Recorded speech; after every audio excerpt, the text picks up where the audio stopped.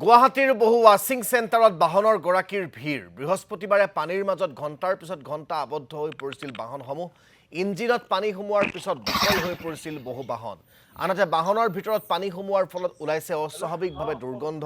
সেই বাহনসমূহ মেৰামতি আৰু ধোৱাবৰ বাবে এতিয়া ৱাশ্বিং চেণ্টাৰত ভিৰ কৰিছে বাহনৰ গৰাকীসকলে আমাক এটা ৱাশ্বিং চেণ্টাৰৰ পৰা তাৰ পৰিৱেশ দেখুৱাব হিমাংকৰ বৰ্মনে বৃহস্পতিবাৰৰ দিনটোত যি গুৱাহাটী মহানগৰীত যি মুখলধাৰ বৰষুণ হৈছিল আৰু মুখলধাৰ বৰষুণৰ ফলত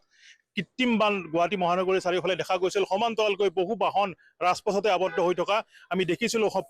তাৰ পৰৱৰ্তী সময়ত বহু লোকে কিন্তু ৰাজপথত বাহনসমূহ এৰি থৈ যাবলগীয়া হৈছিল কিয়নো সেই বাহনসমূহ সম্পূৰ্ণৰূপে পানী সোমাই বিকল হৈ পৰিছিল আৰু এই মুহূৰ্তত গুৱাহাটী মহানগৰীৰ এটি ছাৰ্ভিচ চেণ্টাৰত আছো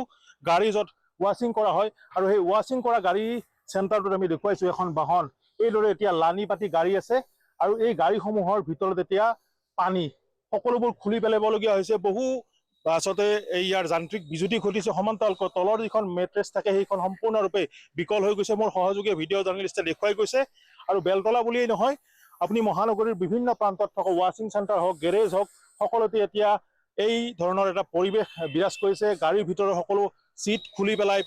এইদৰে আচলতে তেওঁলোকে ব্যৱস্থা কৰিবলৈ গৈছে বা নিজৰ গাড়ীখন ঠিক কৰাৰ বাবে বহু লোক গৈছে কিমান গাড়ী ভাইটি এই ধৰি লোৱা এই ধৰণৰ গাড়ী আহি আছে এইকেইদিন এইদিন ৰেগুলাৰ ক'বলৈ গ'লে 5খন বা 3খন মিনিমাম 3খন থাকেই আৰু ৰেগুলাৰ তেনেকে আহি আছে এইবিলাক এনেকে খুলি মেলি মেট্ৰেছ বিলাক খুলি শুকুৱাব লগা হৈছে ৰ'দত গোটেই গাড়ী বৰবাদ হৈ গৈছে ভিতৰৰ ইণ্টেৰিয়ৰ পুৰা চাফা কৰিব লগা হৈছে পানীৰ দুৰ্গন্ধ ইমান হৈছে যে মানুহবিলাকে মানে পানীৰ সোমোৱাৰ পিছত থাকিব নোৱাৰা হৈ গৈছে আহি কিনে ইয়াতে চাৰ্ভিচ কৰাই আছে এইবিলাক খুলি মেলি আমি ঠিক কৰি দিওঁ কিমান লোৱা এইটো আপোনাৰ ৰেট 5,000 বা 4,000 এনেকে কৰি চলি আছে আৰু কি বিয়া আচলতে বেয়া হয় বেয়া হ'বলৈ আপোনাৰ যোনটো তলৰ মেট্ৰেছ থাকে মেট্ৰেছটো পুৰা পানীত ডুবি গৈছে ন সেইটো পুৰা বৰবাদ হৈ গৈছে সেইটো আমি খুলি ৰ'দত ধুনীয়াকে ধুই মেলি আকৌ ৰ'দত দি সেইটো শুকুৱাই আকৌ তাৰ পিছত আকৌ সেইটো লগাই দিয়া হ'ব আৰু বাকী চিট বিলাকো বেয়া হৈছে এইবিলাক উঠাই কিনে সেইবিলাক চাফা কৰিব লাগিব মেলিব লাগিব তাৰ পিছত আকৌ লগাই দিব লাগিব এই ধৰণৰ গাড়ী আহিয়ে আছে আহি আছে ৰেগুলাৰ এইকেইদিনটো কেৱল এই কৃত্ৰিম বানৰ কাৰণে হৈছে কৃত্ৰিম বানৰ কাৰণে হয় গুৱাহাটী মহানগৰীত যি কৃত্ৰিম বান সেই কৃত্ৰিম বানৰ ভয়াৱহতা আমি দেখুৱাই আছো আৰু মহানগৰীৰ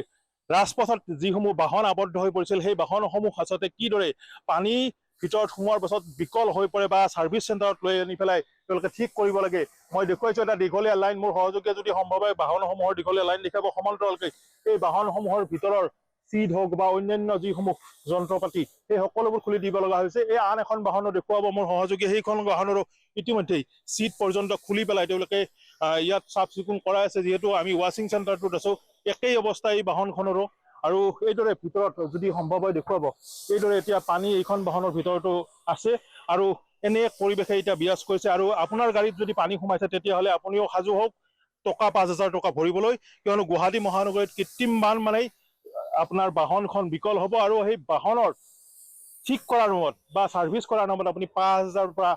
4,000 টকা আপুনি দিব লাগিব আৰু এনে পৰিৱেশে এতিয়া এক প্ৰকাৰ শংকিত কৰি তুলিছে গুৱাহাটী মহানগৰীৰ যিসমূহ যান বাহনৰ গৰাকী আছে কিয়নো আপোনাৰ বাইকে হওক বা চাৰিচকীয়াই হওক যদিহে আপোনাৰ পানীত ডুবিছে তেনেহ'লে কিন্তু এই ছাৰ্ভিচ চেণ্টাৰসমূহত এতিয়া এই যি চাফ চিকুণ কৰা বা ঠিক কৰাৰ নামত 4,000 পৰা 5,000 টকা ব্যয় কৰিবলগীয়া হৈছে আৰু ইয়াৰ বাবে দায়ী কোন সেয়া হিমাংকৰ আপোনাক এই মুহূৰ্তত আমি ধন্যবাদ জ্ঞাপন কৰিছোঁ